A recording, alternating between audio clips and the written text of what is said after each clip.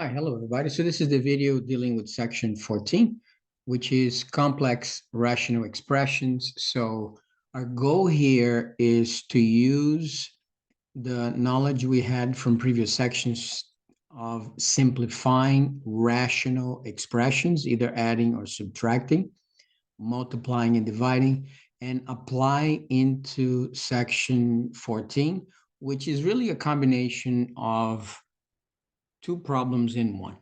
So a complex rational expression is something similar to what you're looking at on the screen right now. You will have an expression dealing with a numerator and an expression dealing with the denominator. So we'll do the problem. The problem can be done or is done in three parts. First, we'll simplify the numerator into a single expression. That's step one. Step two, we'll simplify the denominator into a single expression. And then step three, we'll do the division just like we do division of fractions, and then simplify the final expression. So the steps are here, 1, 2, 3, and 4, and there's an example here. I am not going to go over this example, not to prolong the video, but you can take a look at the steps. I will go over two problems. Problem 14.4, and I think problem 14.5, and enumerate every single step that you have to take when you're solving these problems. Okay, so let's take a look. First problem, here's problem 14.4.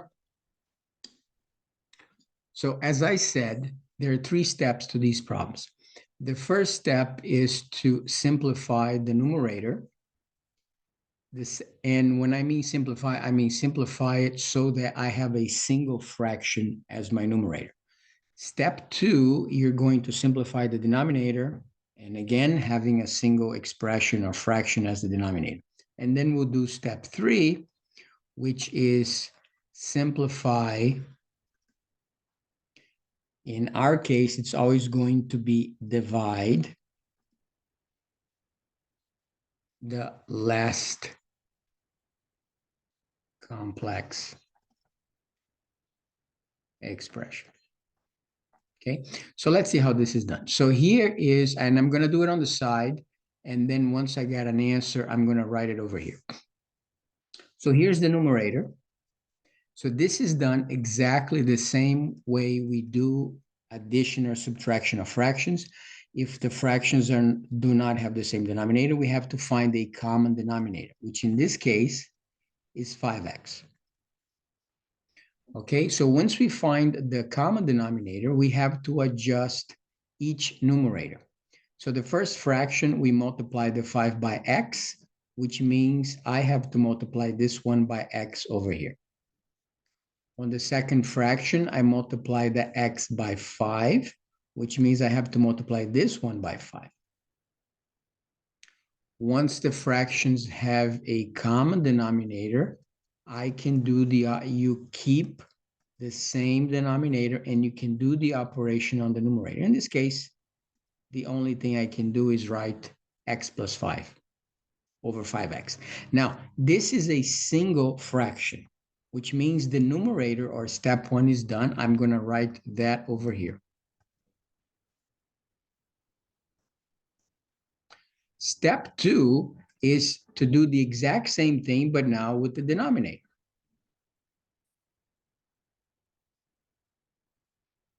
Same as before, find a common denominator, which is again 5x.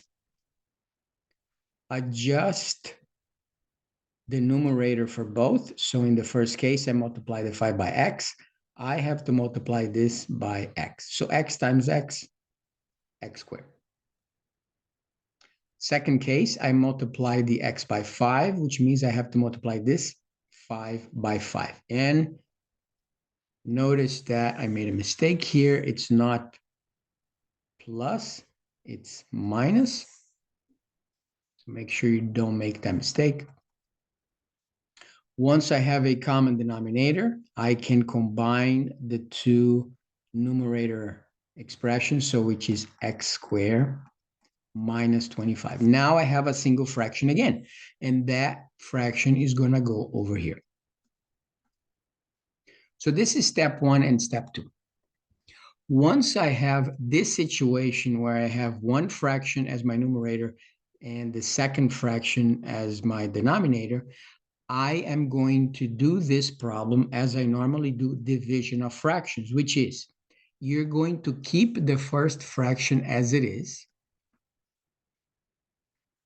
Instead of division, you're going to change it to multiplication, and the 5x is going to become the numerator, and the x squared minus 25 is going to become the denominator. So here you're going to write 5x, x squared minus 25. Okay? Now, before I proceed, I have to check. So this is already it's going to be, I finished step two, and this is step three, which the division is done through a process of multiplication. I have to see before I can proceed if something can be factored. This can be factored. This is difference of squares. So I have to write first fraction remains the same. If you remember how to do difference of squares, x plus 5, x minus 5. At this point, nothing more can be factored. Your job is to primarily simplify identical factors on opposite sides of the fraction. So this 5x is identical with that goes. This x plus 5 cancels with that x plus 5. And my final answer is both numerators were canceled. I'm left with an invisible 1. And this is the factor left in my numerator. So this is the final answer, which means that this whole complicated fraction from the beginning, complex fraction, is exactly 1 over x minus 5. So this is our job in simplifying these problems. It's 3 problems in one. It takes 3 steps, and we'll do each one the exact same way. All right, so let's take a look at the second example. And it's done exactly the same way. There's absolutely no difference. We'll enumerate the steps for you again. Step 1, step 2, and then step 3, which is simplify. All right, so on the side, I am going to do the addition of the numerator. Okay, same as before, you have to find a common denominator. The common denominator is x squared. Okay. Now we do the adjustment. If there's an adjustment, in this case, I had an x and now I have an x squared, which means I multiply this x by x. So I have to multiply the 1 by x to get x. And notice this, if I were to simplify, I get back 1 over x. So that means that this fraction I just wrote, x over x squared, is correct. In the second fraction, notice that the denominator didn't change. So the y is going to remain the same. Now that I have a common denominator, I keep that common denominator and I do the operation on the numerator. So that fraction is a single fraction, which I will write over here. And step 1 is done. I do the exact same thing on the numerator fraction.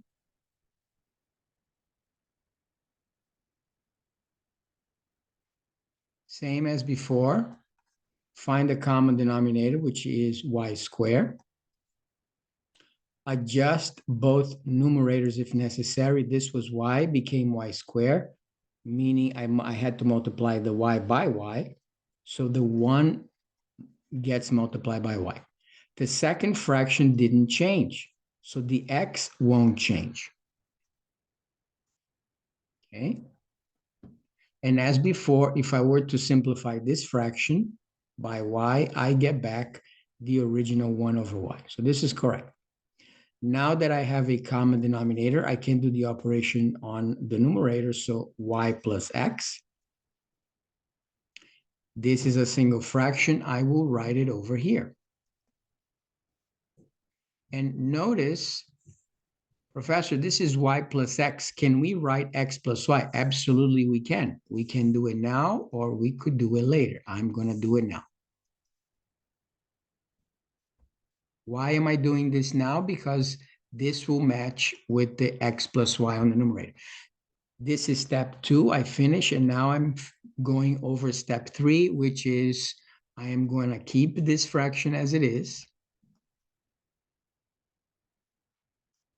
I am going to change the division to multiplication, and I'm going to flip this fraction. So the y squared goes on top as the new numerator, and the x plus y becomes the new denominator. At this point, I ask myself, can I simplify anything? Can I factor anything? There's nothing to factor, but I can simplify these two. I cannot simplify y squared over x squared, but that is my final answer, okay? This and that cannot be simplified. So the final answer is y squared over x squared. So the original expression complex became a single simple expression, y squared over x squared. So this is the technique of simplifying complex expressions.